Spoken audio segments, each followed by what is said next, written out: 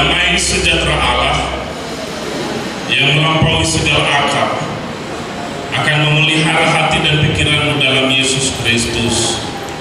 Amin. Jemaat yang dikasih selamat dulu. Bapak Ibu Shalom. Saya percaya kita semua masih semangat. Amin.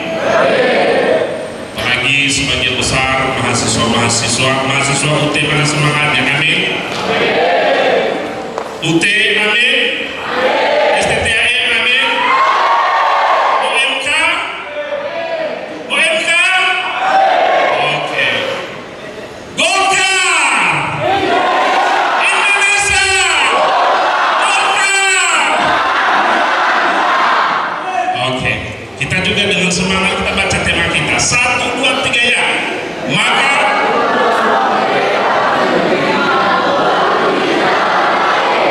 saya melihat ada nada-nada kelaparan di situ. Kita coba dengan semangat seolah-olah tidak lapar. 1, 2, 3 ya.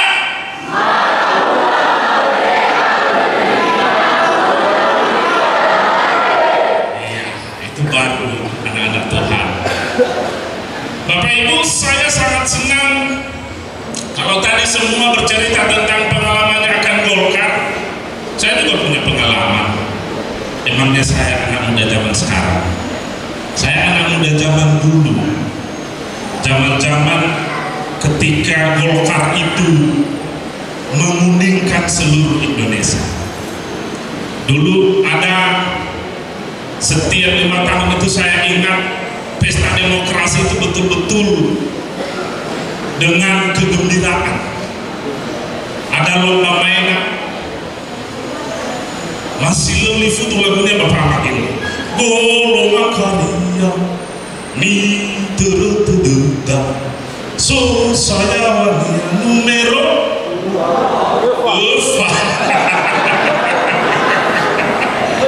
golongan karya 1, 2, 3. Golongan karya ni tertuduta.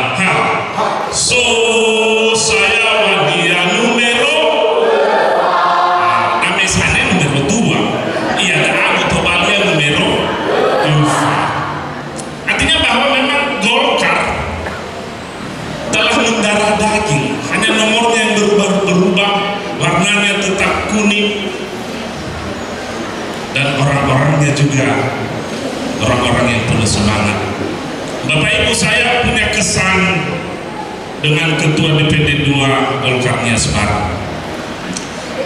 Dulu waktu Menteri PUPR datang, kami dari STTAM sudah menunggu di jembatan Sobo. Kami mau mengantarkan surat, sepucuk surat. Dan ketika Menteri PUPR datang, itu Menteri kita itu sangat luar biasa. Tanpa ada acara apa-apa, dia turun, bicara, kasih arahan 1, 2, 3, sudah naik ke mobil. Kami saat itu sudah siap-siap menyambut, tapi kami hampir tidak ada waktu. Untung saja saya kenal Pak Era. Saya tidak peduli, mohon maaf Pak Wabu, saya tidak peduli Pak Era itu Wabu atau tidak. Ketika dia sudah naik di mobil, langsung surat itu saya sodorkan kepada Pak Wabu. Pak, tolong surat ini dikasih sama Pak Menteri. Tepuk tangan untuk Pak Wabu. Coba kalau Pak Wabu kita ini bukan orang yang bergaul, kalau bukan orang yang humanis, tentu saya juga takut, saya juga segan. Tapi bersyukur pejabat-pejabat kita saat ini pejabat-pejabat yang bisa ditemui dengan sangat mudah. Dan kami laporkan juga Pak Wabu, kemarin tiang-tiang pancang sudah ada. Kami sampaikan juga untuk masyarakat Nias Barat, Pak Presiden Jokowi telah kasih kita kado 1 unit bangunan rusunawa di STTAM dengan dana 22 miliar saja. Akan tidak hanya itu lagi Pak Wabu, kita dengar akan ada satu lagi bangunan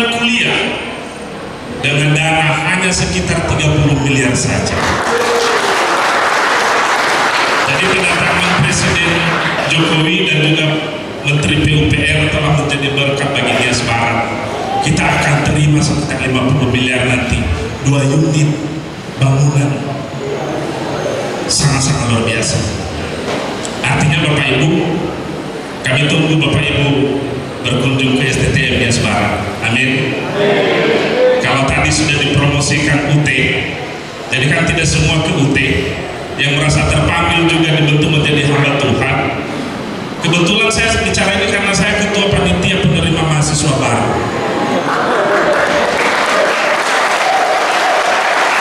Jadi mohon izin di acara Golkar ini sekalian bawa ya, sekalian promosi juga, dan juga nanti mahasiswa-mahasiswi kami di STTM semangat.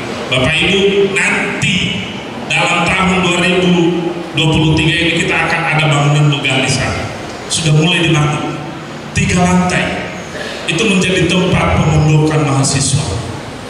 Sekarang mahasiswa kami lagi mereka menikmati masa yang berbeda dengan tahun depan nanti. Karena sekarang mereka itu tidur seperti ya tidur di sini, seperti tidur di barat. Tapi nanti 1 tahun lagi mereka akan tidur ya di fasilitas rusunawa yang sangat luar biasa. Itu akan ada ranjangnya, ada kasurnya, kamar mandi di dalam ruangan. Pokoknya saya tidak bisa bayangkan. Kadang-kadang jalan lain itu perlu. Kadang-kadang jalan lain itu perlu. Kalau kami mencoba dengan jalan berdiri tegak dan menunggu waktu dipersilakan, tentu akan sangat susah sekali. Saya sangat terinspirasi dengan jalan lain. Tahun ini PGI, KWI mengambil tema jalan lain. Maka pulanglah mereka ke negerinya melalui jalan lain. Tentu Bapak Ibu kita masing-masing punya pikiran, punya interpretasi ketika bicara tentang jalan lain. Tapi jalan lain yang dimaksud itu yang menjadi subtema hari ini, yaitu jalan kebenaran. Amin. Banyak jalan, tapi belum tentu itu jalan yang benar. Orang yang mau melewati jalan yang benar hanya orang-orang yang benar. Amin. Orang yang mau melewati jalan yang benar hanya orang baik, bukan orang bandel. Kalau orang bandel dia tidak mau jalan yang benar, dia cari jalan yang lebih lain lagi. Kalau dulu waktu SMA mungkin dia akan lompat pagar. Orang baik akan melewati jalan yang benar. Dan orang-orang itu ada di Golkar. Amin.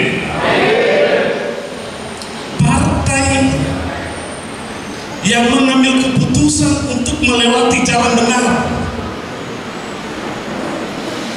Saat ini di Natal ini bukan hanya sekedar subtema, tapi saya rasa ini adalah komitmen keluarga besar Partai Golkar Nias Barat mau melalui jalan yang benar. Amin. Tepuk tangan untuk Golkar. Mau mengambil komitmen melewati jalan yang benar, tapi hati-hati. Melewati jalan yang benar itu belum tentu disukai. Pak Wabu sudah merasakan. Hanya sedikit posting video di mana itu? Rumah sakit rame, media sosial langsung rame. Kenapa? Karena sudah dinyatakan oh ini yang benar. Tapi banyak orang yang tidak suka ketika kita bicara yang benar. Betul tadi apa yang disampaikan oleh Pak Amageni, termasuk Herodes. Herodes tidak suka ketika orang Majus datang. Orang Majus datang dan mereka melalui Herodes. Apa yang mereka sampaikan kepada Herodes? Kami mau melihat raja yang baru lahir. Kami mau melihat raja yang baru lahir, raja yang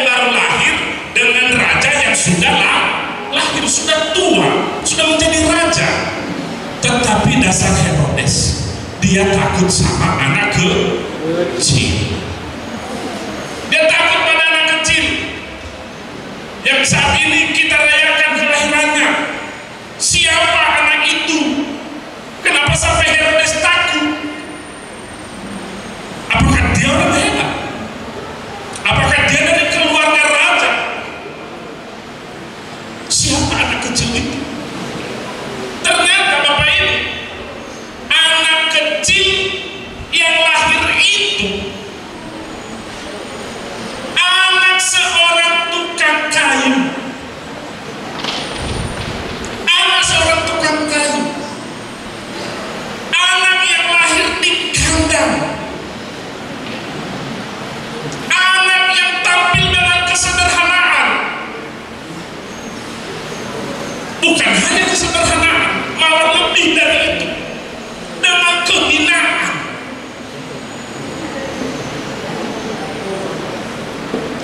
Tetapi kenapa itu menjadi spesial bagi Herodes?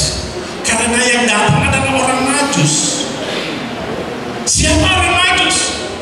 Mereka orang-orang pintar. Mereka tahu apa arti bintang-bintang di langit. Ketika mereka melihat bintang itu, mereka tahu bahwa bintang ini adalah bintang raja. Dan mereka datang karena mereka tahu bahwa itu ada di Israel, di wilayah kekuasaan Herodes. Makanya mereka datang tanya kepada Herodes. Tapi apa yang dilakukan oleh Herodes, Bapak Ibu? Dia panggil para ahli-ahli agama dan dia tanya, apa yang dimaksud orang Majus ini? Dan mereka cerita bahwa di Bethlehem Efrata itu telah dinubuatkan dalam perjanjian lama akan lahir seorang raja. Pintarnya Herodes, apa yang dia lakukan? Dia berbisik-bisik dan panggil orang Majus dengan kata-katanya yang penuh wibawa. Dia berkata, kalian cari dan nanti kalian pulang beritahu kepada saya di mana raja itu. Kenapa? Karena saya juga mau menyembahnya. Ini kelihatan baik. Herodes mau menyembah Yesus. Tetapi sebenarnya apa yang terjadi di lubuk hati yang paling dalam, karena sudah ada ketakutan jabatannya akan direbut oleh seorang anak kecil. Maka yang dilakukan Herodes, sudah ada niat dalam hatinya, niat busuk. Raja yang baru lahir, anak kecil yang baru lahir ini akan dibunuh. Dan itulah yang menjadi latar belakang tema ini. Maka pulanglah mereka ke negerinya melalui jalan lain. Orang-orang Majus, ketika mereka tahu apa yang ada di dalam hati Herodes, mereka mampu berbeda dari orang lain. Orang Majus adalah orang-orang yang berani. Kenapa? Karena mereka adalah orang-orang yang berintelektual. Sehingga itu yang memampukan mereka untuk tidak takut kepada Herodes. Mereka memilih jalan lain, jalan yang benar, yang berbeda daripada Herodes. Karena yang dipikirkan Herodes adalah mau membunuh bayi Yesus. Tapi orang Majus melihat bahwa kedatangan Yesus adalah bukan membawa bencana. Kedatangan Yesus adalah membawa damai sukacita. Itulah Yesus datang membawa kedamaian dalam kesederhanaan, lahir di kandang. Bapak Ibu, suatu jalan kebenaran yang ditempuh itu selalu ada pengorbanan. Kalau kita membaca di ayat selanjutnya Bapak Mageni, itu sangat ngeri. Raja Herodes menyuruh tentara membunuh semua anak-anak kecil di Bethlehem, di Nazaret. Itu konsekuensinya. Tapi terlepas dari itu, Maka pulanglah mereka ke negerinya melalui jalan lain. Punya arti tersendiri, punya makna tersendiri dalam konteks Indonesia, dalam konteks Nias Barat. Mari kita melihat orang Majus ini. Ini bukan hanya satu orang, ada beberapa orang. Orang Majus ini, mereka adalah orang-orang pintar, orang-orang yang punya pengalaman, orang-orang yang tahu apa yang akan terjadi. Apa yang mereka lakukan? Mereka bergandengan tangan, mereka bekerja sama. Untuk apa? Untuk mau bertemu dengan Yesus. Jadi yang perlu kita ambil dari semua ini sini adalah kerjasama. Orang Majus mungkin mereka dari berbagai latar belakang pendidikan, tapi mereka adalah orang-orang terdidik, ahli-ahli bintang.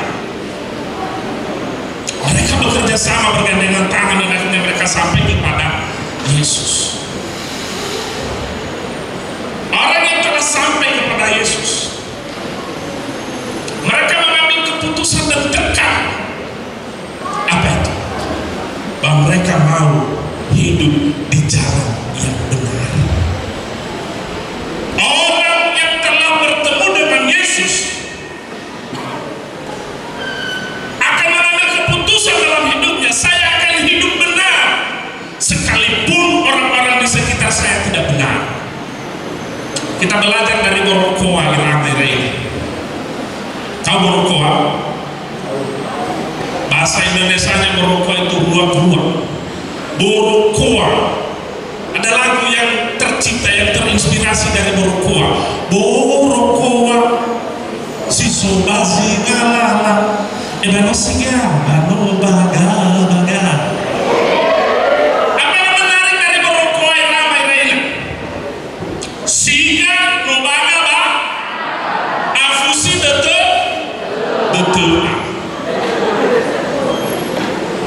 Borokoa hidup di mana? Borokoa hidup di mana? Hidup di Lasa. Hidup di tempat sifat Abu tetapi sekalipun sekelilingnya bahkan dia hidup di tempat yang berlumpur. Coba fikir, leto boleh kenia dapur. Lu tuh boleh kelihatan, sekalipun di sekelilingnya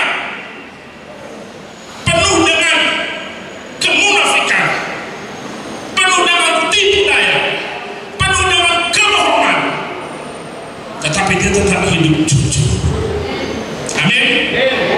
Saya percaya Golkar telah mengambil keputusan untuk jalan di jalan